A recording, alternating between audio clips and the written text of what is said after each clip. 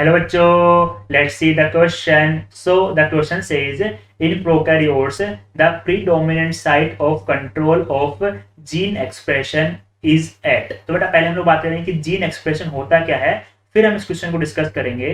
Gene expression. तो बेटा हमने क्या बोला कि सपोज कीजिए कोई जीन एक्सप्रेस हो रही है, इसका मतलब क्या हुआ कि बेटा हम लोग जानते हैं कि जीन कहाँ प्रेजेंट होती है, डीएनए पर. मतलब कि जो डीएनए के ऊपर जीन प्रेजेंट है बेटा, उससे क्या बनेगा, पहले आरएनए बनेगा. ठीक है. और फिर फाइनली आरएनए से क्या बनेगा बेटा, प्रोटीन का फॉर्मेशन होगा.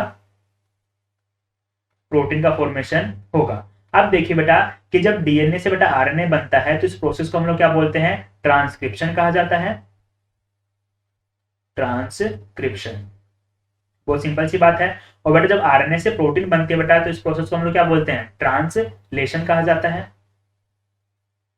ट्रांसलेशन. अब बेटा इसने क्या बोला कि हमें जीन एक्सप्रेशन को रेगुलेट करना है. जीन एक्सप्रेशन को हमें अपने अकॉर्डिंग ऑन एंड ऑफ करना है, रेगुलेट करना है. तो हमें किस स्टेप पे काम करना हो. तो देखिए बेटा कि जीन कहाँ प्रेजेंट है, डीएनए पर. और जीन एक्सप्रेस कब होगी, जब उससे क्या बनेगा, प्रोटीन बनेगा. तो एक काम कीजिए बेटा, आप डीएनए से आरएनए का फॉर्मेशन ही मत होने दीजिए.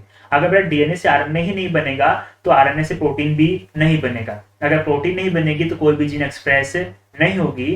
तो सबसे प्रीडोमिनेंट साइट हमारे पास में क्या है बेटा कि जो डीएनए हमारे पास में है उससे आरएनए बनने को ही रोक दीजिए. अगर आरएनए ही नहीं होगा तो आगे प्रोटीन भी नहीं होगी, और प्रोटीन नहीं होगी तो कोई भी कैरेक्टर एक्सप्रेस भी नहीं होगा. तो मतलब ये हुआ बेटा कि आप ट्रांसक्रिप्शन वाले प्रोसेस को ही रोक दीजिए.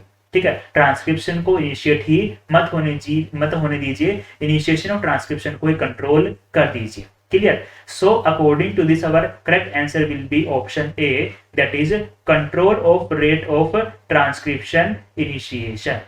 Best of luck.